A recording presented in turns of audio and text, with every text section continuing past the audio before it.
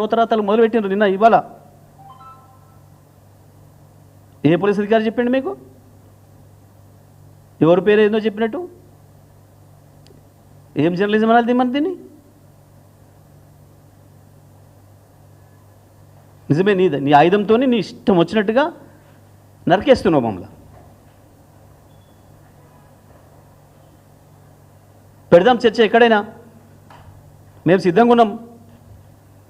Yes, media పట్ల మా కేసీఆర్కు ఉండేంత అంకితభావం, కేసీఆర్కు ఉండేంత గౌరవం ఇంకొకరికి ఎవరికి ఉండదు. మేము మీడియా గురించి మాట్లాడతలేం, మేము కేవలం స్లాటర్ హౌస్ల గురించే మాట్లాడుతున్నాం.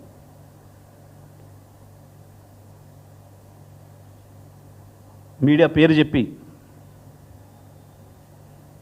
దొంగ కూడా పోలీస్ డ్రెస్ వేసుకొని వచ్చినట్టు, టెర్రరిస్టులు మిలిటరీ డ్రెస్ వేసుకొని వచ్చి కాల్చినట్టు మీడియా ముసుగేసుకొని స్లాటర్ హౌస్లు పెట్టుకొని వచ్చి మమ్మల్ని కాల్ చేస్తున్నారు. వాళ్ళ గురించే మాట్లాడుతున్నాం.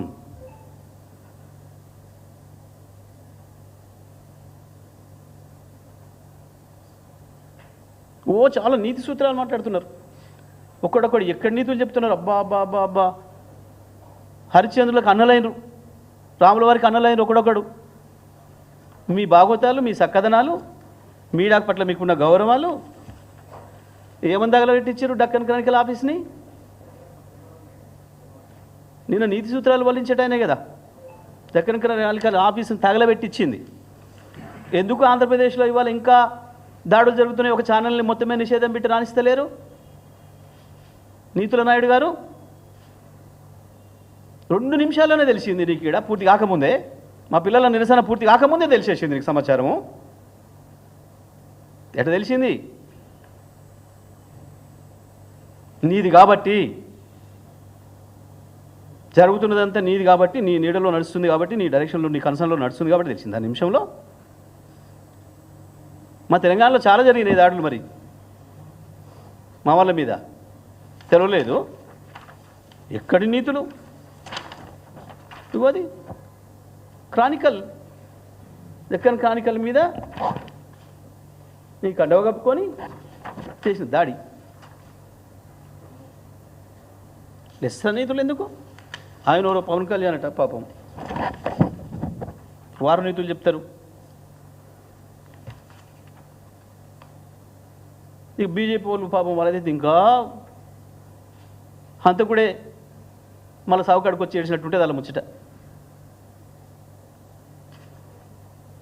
ఏదో నీకు మాట్లాడలేదు అన్నాడు పిల్లగాడు చంద్రగుప్త ఛానల్ అని. బండి సంజయ్కి మాట్లాడరాలేదు అన్నాడు. నిజమే, నీ మాట అర్థం కాక తత్తరపిత్తర నుండి వాళ్ళు అన్నాడేమో. దాడి చేసి దాన్ని క్లోజ్ చేయించింది అంక. ఈ శాంతి బహుమతులు పొందిన వాళ్ళు మునగాని వీళ్ళంతా నోబెల్ శాంతి బహుమతులు పొందిన మునగాని వీళ్ళు మాట్లాడతారు మీడియాల గురించి.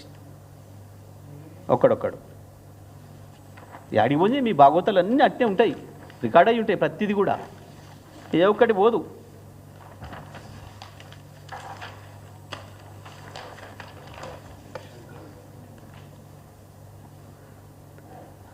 తెలంగాణలో కూడా అబ్బాయి మోపోయారు శాంతిదూతలు. ఒకరొకరు రికార్డులు తీస్తే వీళ్ళ భాష, వీళ్ళు మాట్లాడింది, వీళ్ళ విధానం. నేను అన్నిటికీ మించి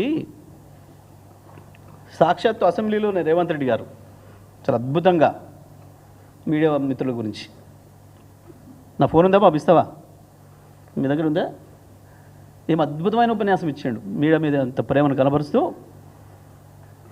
పండబెట్టి తొక్కుతా ఒక్కొక్క దాన్ని ఆడిది మొగోవడం చూడా మీడియా పేరు చెప్పి మాట్లాడుతున్నారు.